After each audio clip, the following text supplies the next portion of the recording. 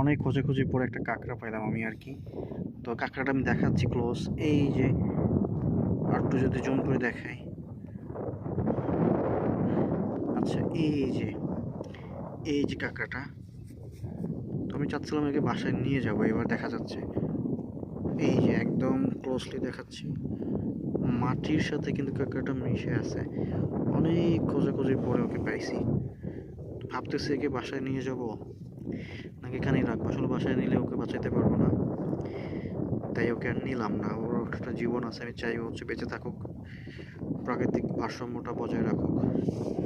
So আমি ওকে ছেড়ে দিব। এই যে চলে যাচ্ছে, ও কিন্তু খুব চালাক, ও কিন্তু খুবই চালাক। এই যে ও হচ্ছে খুবই চালাক, এই গর্তে ঢোকার জন্য চেষ্টা করতেছে বারবার। তো আমি সাথে একটু ফান করে যাই, স্মৃতি হিসাবে রেখে যাচ্ছি আমি ওকে। চমৎকার কাঁকড়াটা কিন্তু, চমৎকার চমৎকার। এই যে দেখতে পাচ্ছেন কিনা কাঁকড়াটা, মাটি এবং হচ্ছে কাঁকড়া দুইটার রং একদম সেম ভাই। মানে হচ্ছে কপি পেস্ট, আপনি বুঝতেই পারবেন না যে এটা আসলে কাঁকড়া নাকি না মাটি। এটা তখনই বোঝা যাবে যখন সে দৌড় দিবে অথবা নাড়াচাড়া করবে, তাছাড়া কারো বোঝার মতো সাধ্য নাই। যে দেখুন কাঁকড়াটা কত সুন্দর, এবং সাইজ কিন্তু ছোট।